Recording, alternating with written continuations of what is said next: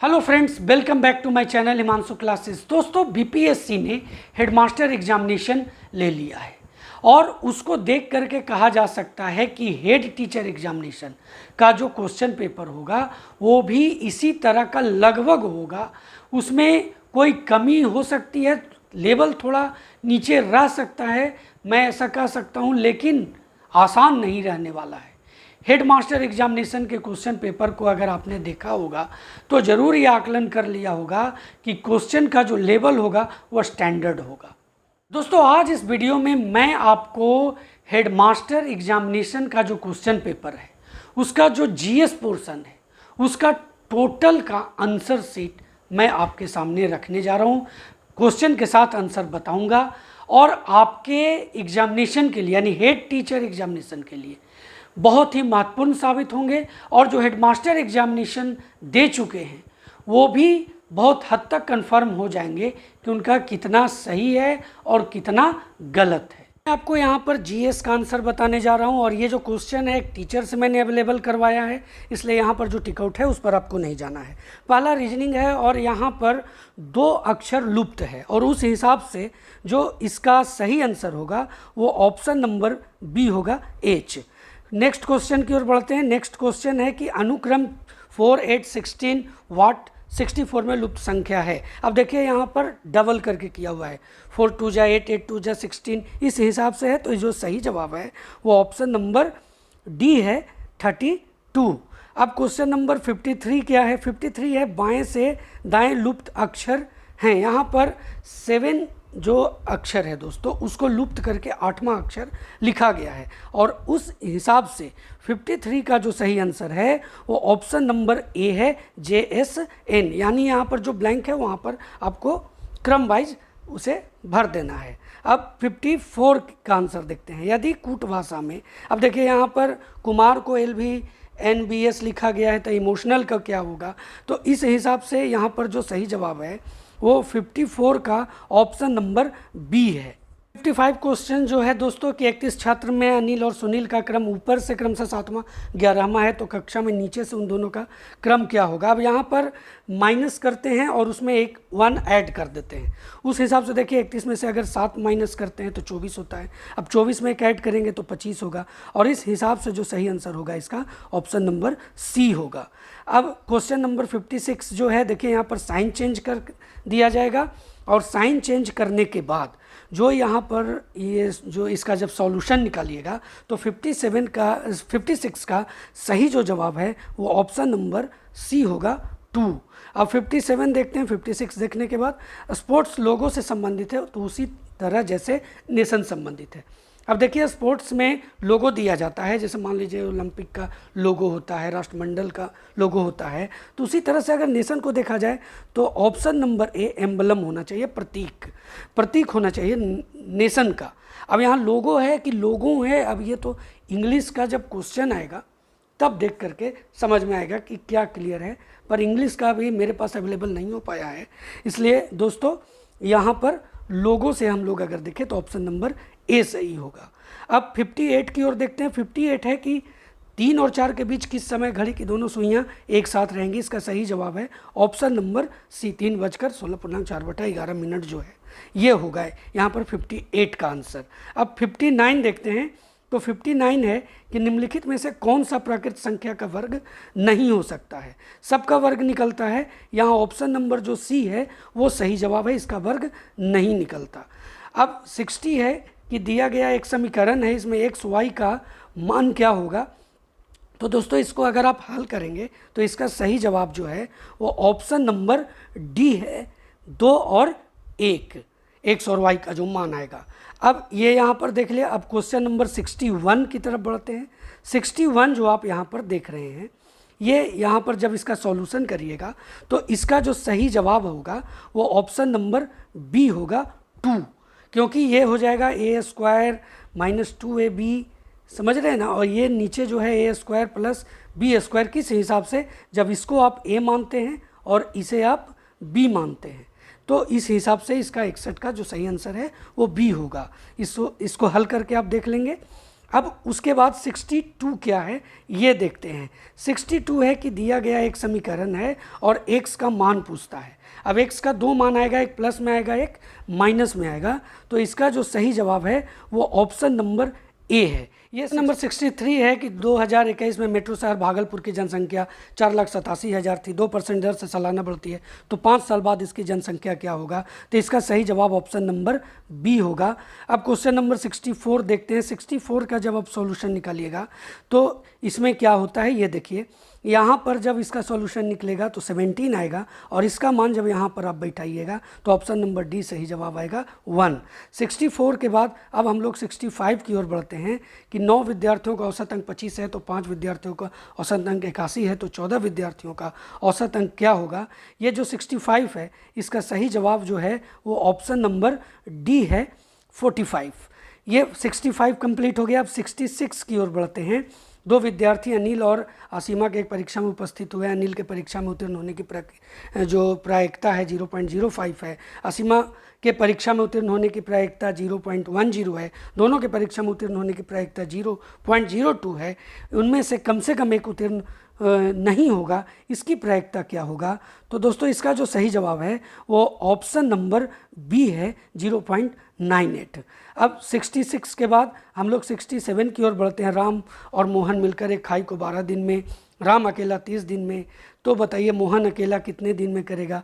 तो 67 का जो सही आंसर है वो यहाँ पर ऑप्शन नंबर सी है 20 दिन। 67 के बाद 68 की ओर बढ़ते हैं। 68 जो है यहाँ पर वो 35 छात्रों की एक क्लास में 24 को क्रिकेट खेलना पसंद है, 16 को फुटबॉल खेलना पसंद है।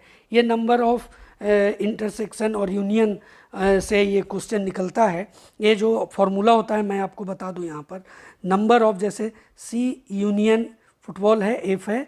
अब यहाँ पर number of C plus number of F, उसके बाद माइनस होता है number of C intersection F. इससे ये सॉल्यूशन निकलता है और 68 का जो सॉल्यूशन है यहाँ पर वो ऑप्शन नंबर डी है 5। तो 68 हो गया। अब 69 की तरफ देखते हैं। 69 है कि ए और बी के लिए 2 बस टिकट है, ए और सी के लिए 3 टिकटों की कीमत 77 रुपया है, ए से बी के लिए 3 टिकट और शहर ए से सी के लिए 2 टिकटों की कीमत 73 है। तो इस हिसाब से जो 69 का सही जवाब है वो ऑप्शन नंबर बी है ₹13 और ₹17। 69 के बाद 70 जो है दोस्तों, एक छात्र ने सही से दुगना गलती प्राप्त की। यदि उसने कुल 48 प्रश्न हल करने का प्रयास किया तो उसने कितने सही हल किए? तो 70 का जो सही जवाब है वो ऑप्शन नंबर बी है 16। 71 क्वेश्चन जो है कि प्रोटोप्लास्ट क्या है? तो इसका सही जवाब ऑप्शन नंबर बी है पादप कोशिका, कोशिका भित्ति। 71 के बाद 72 है कि कौन सा हार्मोन मानव शरीर में रक्त, कैल्शियम और फॉस्फेट को नियंत्रित करता है?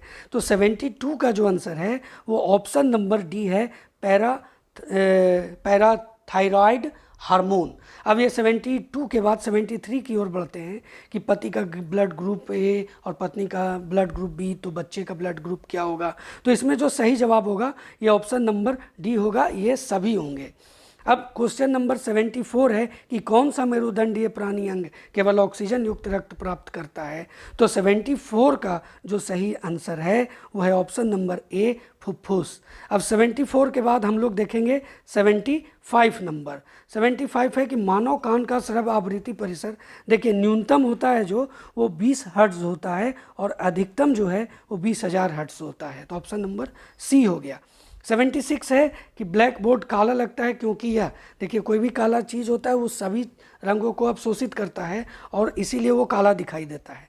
तो ये यहाँ पर जो सही जवाब होगा ऑप्शन नंबर ए, किसी भी रंग को परिवर्तित नहीं करता है।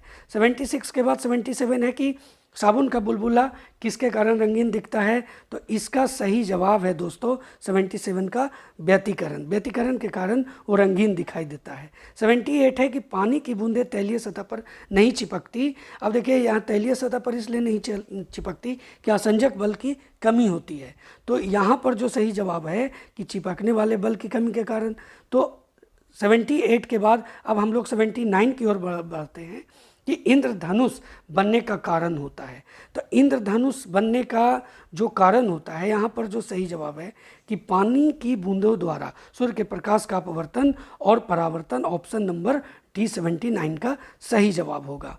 अब 80 देखते हैं। 80 है कि निम्नलिखित में से कौन सा एक पायस का उदाहरण नहीं है? तो इसका सही जवाब है दही, बाकी सब पायस के उदाहरण हैं।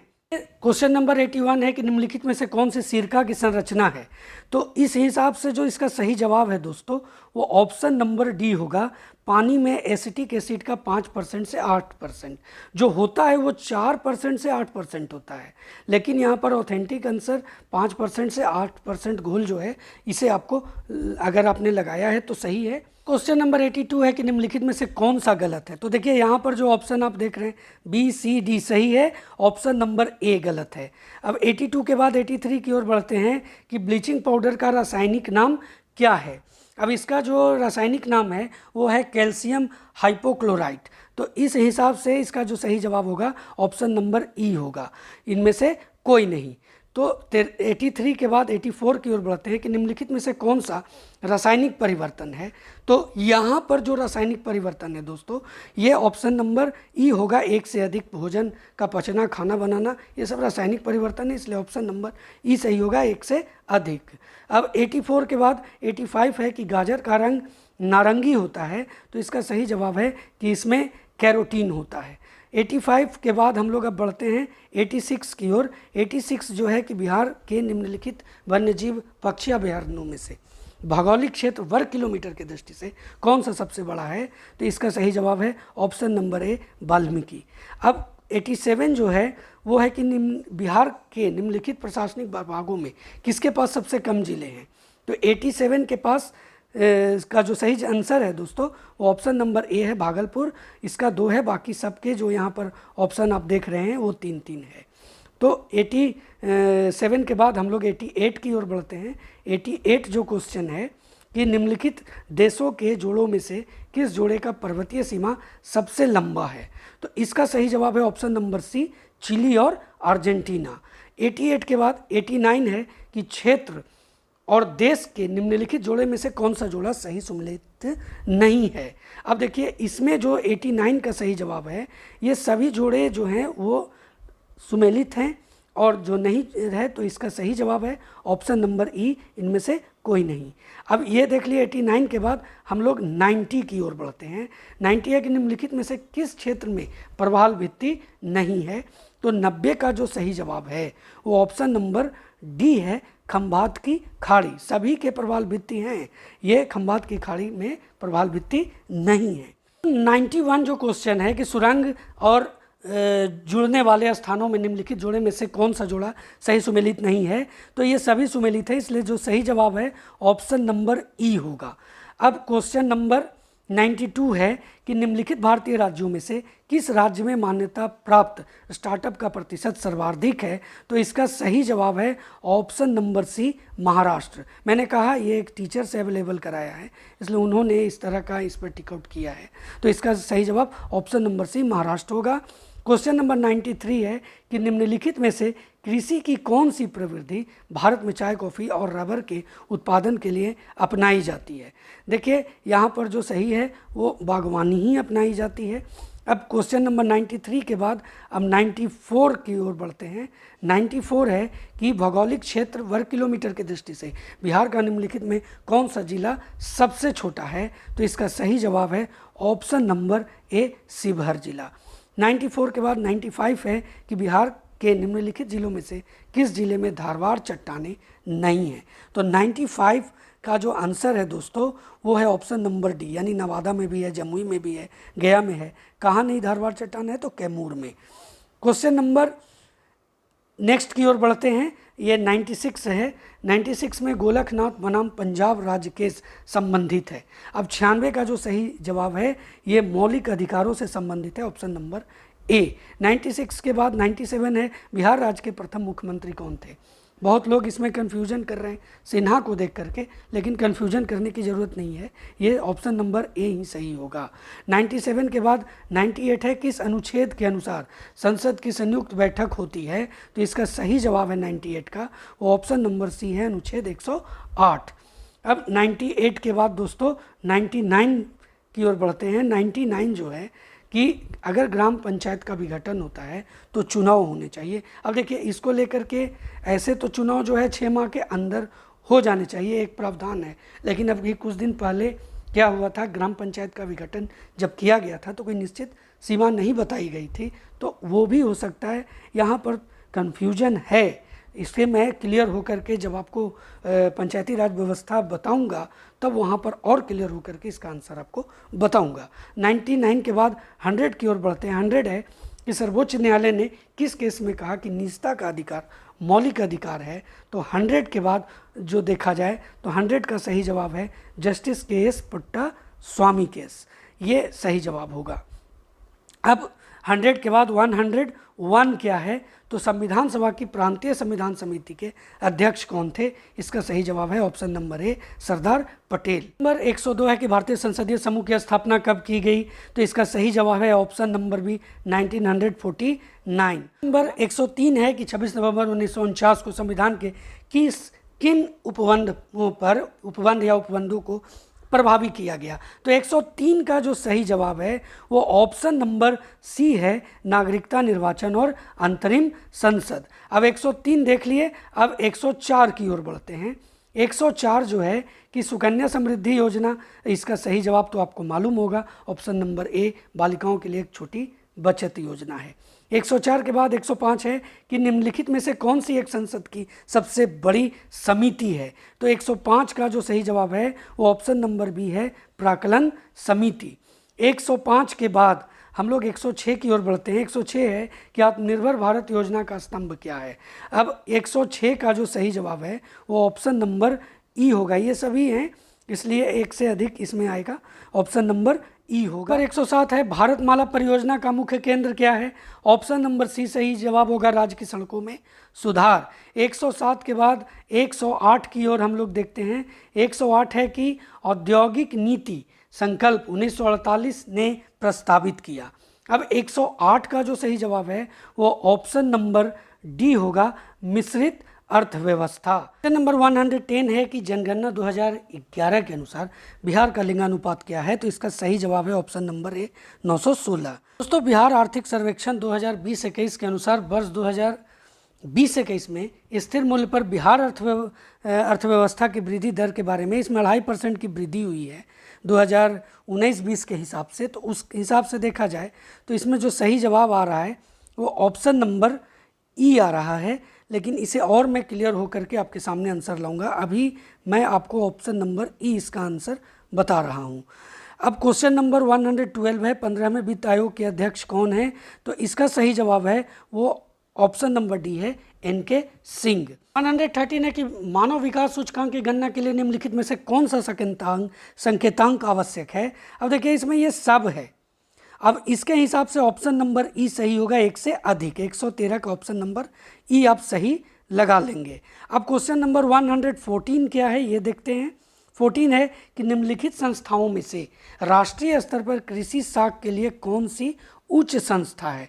तो इसका सही जवाब है NABARD, option number C, NABARD में आप टिक आउट करें। उसके बाद 115 है कि सरकार ने निम्नलिखित में से किस समिति का गठन किया जिसने सिफारिश की कि किसानों की आय कैसे दोगुनी की जाए?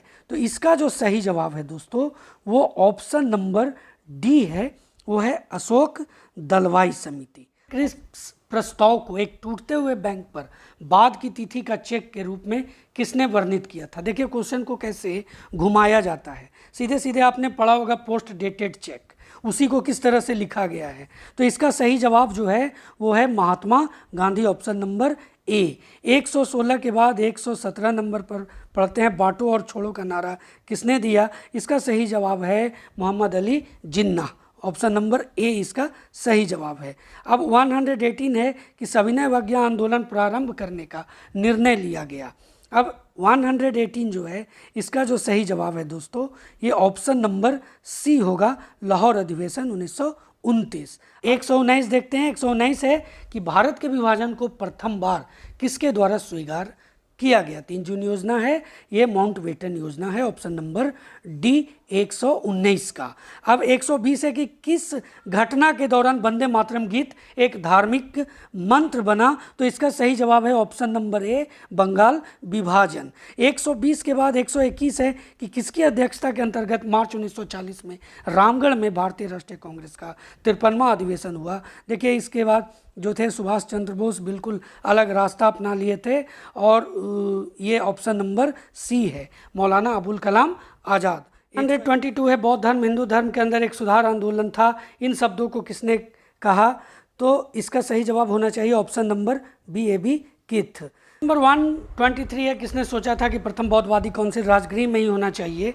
अब देखिए ये जो सही जवाब है इसमें ऑप्शन नंबर डी होना चाहिए, आज़ाद शत्रु। अब देखिए आनंद चाहते थे कि बौद्ध संगति हो, लेकिन आज़ाद शत्रु जो थे उन्होंने ही तो इसे ऑर्गेनाइज किया था ये राजगृह में, इसलिए इसका सही जवाब ऑप्शन नंबर डी होना चाहिए। अब 124 है कि किसके द्वारा 3 प्रसिद्ध बंदरगाहों सोपारा, कॉम्बे और बड़ोच को गुप्त साम्राज्य में मिलाया गया। तो 124 का जो सही जवाब है वो है दोस्तों option number C, Chandragupta Vikramaditya. अब 124 के बाद 125 की ओर बढ़ते हैं। वह प्रथम भारतीय मुसलमान कौन था जो दिल्ली का सुल्तान बना।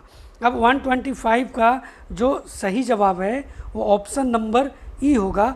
यहाँ क्यों होगा, देखिए क्योंकि ये चारों नहीं थे, उनका नाम था नसीरुद्दीन खुसरो शाह, तो इसका सही जवाब इनमें से कोई नहीं होगा, ऑप्शन नंबर ई।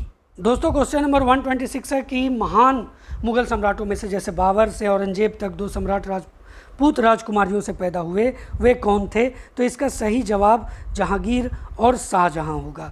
अब 127 की ओर बढ़ते हैं कि निम्नलिखित में से किसके द्वारा किसानों को उनकी खेती की ज़मीन से अलग कर दिया गया, तो इसका सही जवाब है दोस्तों ऑप्शन नंबर सी, अस्थाई बंदोबस्त। इसमें किसानों की ज़मीन ज़मींदारों को दे दिए गए थे, तो 127 का ये सही जवाब होगा। 128 जो है वो है कि 1893 में किसने ब्राह्मण विधवा से शादी की थी। अब इसका जो सही जवाब है 128 का वो ऑप्शन नंबर डी है, डी के कर्बे। 29 नंबर है कि किस अधिनियम ने इंग्लैंड में होने वाली वार्षिक परीक्षा के माध्यम से सिविल सेवकों की नियुक्ति को अनुमत किया। दोस्तों 1854 में हुआ था ये एग्ज़ाम, और ये जो था 1853 का चार्टर अधिनियम के तहत हुआ था, इसलिए ऑप्शन नंबर बी सही है। 130 नंबर जो है कि 1530 में दक्षिण बिहार का वास्तविक शासक कौन बना।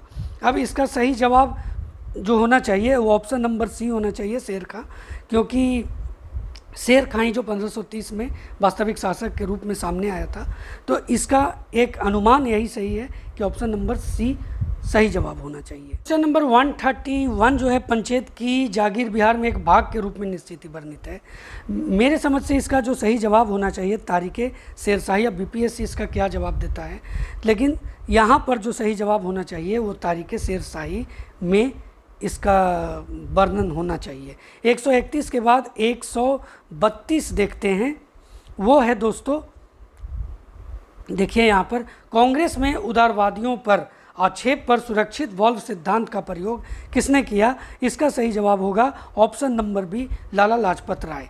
अब 132 के बाद 133 है कि स्वतंत्रता आंदोलन के प्रथम चरण में अतिवादी भारतीय नेतृत्व द्वारा निम्नलिखित में से किसको समझा और संगठित किया गया।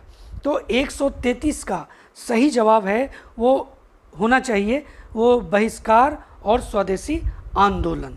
अब 133 के बाद 134 नंबर जो है भारत का महान वृद्ध व्यक्ति, ये तो बहुत ही आपके लिए इजी क्वेश्चन है और 90% एग्जामिनेशन में ये क्वेश्चन पूछा ही जाता है। ऑप्शन नंबर डी, दादा भाई नौरोजी। तो 35 नंबर क्वेश्चन है कि भारतीय राष्ट्रीय कांग्रेस की प्रथम महिला अध्यक्ष कौन थी, तो इसका सही जवाब है option number D, Annie Besant. अब 135 के बाद 136 है कि इंडिया इंटरनेशनल विज्ञान उत्सव 2021 का 7वां संस्करण कहाँ पर आयोजित किया गया, तो इसका सही जवाब है ऑप्शन नंबर डी दोस्तों, पणजी। अब ये 136 के बाद 137 नंबर पर हम लोग बढ़ते हैं। देखिए भारतीय ओलंपियन नीरज चोपड़ा ने कितने मीटर दूरी की थ्रो करके स्वर्ण पदक जीता था? तो इसका सही जवाब है ऑप्शन नंबर सी 87.58 मीटर। अब 137 के बाद 138 नंबर क्वेश्चन जो है कि वर्ष 2021 के नाटो शिखर सम्मेलन का निम्नलिखित में से क्या एक विषय था? तो देखिए यहाँ पर चीन के प्रति बहुत ही विरोध प्रदर्शन हुआ था और उसको देख करके जो सही जवाब सामने आया वो है गठबंधन की एकता को सुदृढ़ करना, option number D. 40 number question है बिहार के इथेनॉल उत्पादन संवर्धन नीति 2021 में किस राशि तक सब्सिडी का प्रावधान है? तो इसका ऑप्शन नंबर है सी, सही जवाब 5 करोड़। अब देखिए 140 के बाद हम लोग 141 की ओर बढ़ते हैं। बिहार में दिसंबर 2020 के उद्घाटन हुए नए कोलाइबर पुल की लंबाई कितनी है? अब देखिए यहाँ पर ये कहना है कि इसका जो सही आंसर है वो 1440 मीटर है। अब यहाँ पर तो उस हिसाब से 1500 मीटर आंसर होना चाहिए, लेकिन यहाँ पर जो सही जवाब होना चाहिए वो ऑप्शन नंबर ई होना चाहिए, क्योंकि पूरा 1500 मीटर तो है नहीं, लेकिन सब चूँकि राउंड फिगर में है इसलिए बी भी हो सकता है, ई भी हो सकता है। अब तो ये बीपीएससी क्लियर करेगा कि वो बी ऑप्शन देता है या ई ऑप्शन देता है। अब क्वेश्चन नंबर 142 की ओर बढ़ते हैं। 142 है कि यूएनईपी तथा बिहार सरकार के बीच फरवरी 2021 में हुए समझौता ज्ञापन में निम्नलिखित में से कौन सा शामिल है? तो 142 का ऑप्शन नंबर दोस्तों ए है, कम कार्बन विकास। 142 के बाद दोस्तों 143 की ओर बढ़ते हैं कि 143 क्या है? तो देखिए 2020-21 में राष्ट्रीय औसत के प्रतिशत के रूप में बिहार की प्रति व्यक्ति आय मौजूदा कीमतों पर लगभग क्या थी? अब 143 का जो सही जवाब है वो ऑप्शन नंबर डी है, वो है 59%। 59% इसका सही जवाब होगा, ऑप्शन नंबर डी। दोस्तों हाल ही में किन दो देशों ने अंतर्राष्ट्रीय चंद्र अनुसंधान केंद्र पर कार्य करने की योजना बनाई है? तो इसका सही जवाब है ऑप्शन नंबर सी, चीन तथा रूस ने बनाई है। कि 145 है, नवंबर 2020 में हुई G20 की आभासी बैठक की मेजबानी किसके द्वारा की गई थी? तो इसका सही जवाब है ऑप्शन नंबर डी, रोम। नंबर 146 है कि किस भारतीय फिल्म अभिनेता को 2021 FIAF पुरस्कार देने के लिए फिल्म आर्काइव्स की अंतर्राष्ट्रीय फेडरेशन द्वारा चुना गया है? तो इसका सही जवाब option number D, Amitabh Bachchan होगा। 147 है कि विश्व स्वास्थ्य संगठन की 2025 पहल किस पर केंद्रित है? तो इसका सही जवाब है मलेरिया उन्मूलन। मलेरिया उन्मूलन और कोरोना जो वायरस है उससे संबंधित था ये, तो इसका सही जवाब यहाँ पर कोरोना तो है नहीं ऑप्शन में, इसलिए मलेरिया उन्मूलन होगा 147। 148 है कि दिल्ली स्पोर्ट्स यूनिवर्सिटी का प्रथम कुलपति किसको नियुक्त किया गया? तो इसका सही जवाब है option number C, Karnam Malleswari. 48 के बाद दोस्तों हम लोग 149 की ओर बढ़ते हैं। वर्ष 2021 में कागज रहित बजट पेश करने वाला पहला राज्य कौन था? तो इसका सही जवाब है option number B, Uttar Pradesh. अब 150 है कि कोविड का पता लगाने के लिए कृत्रिम होशियारी AI पर आधारित एक्सरे तकनीक को निम्नलिखित में से किस संस्था द्वारा हाल ही में विकसित किया गया? तो इसका जो सही जवाब है वो ऑप्शन नंबर ए है, IIT जोधपुर। इनमें से कुछ प्रश्नों का जो आंसर है दोस्तों उसमें मैंने आपको संभावना व्यक्त किया है। अब उसके आधार पर मैं आपको बता सकता हूँ कि जब क्लियर उसका आंसर मेरे पास अवेलेबल हो जाएगा, मैं उसके बारे में कंप्लीट जानकारी हासिल कर लूँगा सही तरह से, तब आपके बीच में उसका आंसर मैं लेकर के आऊँगा जिन क्वेश्चन के बारे में मैंने कहा है कि हो सकता है।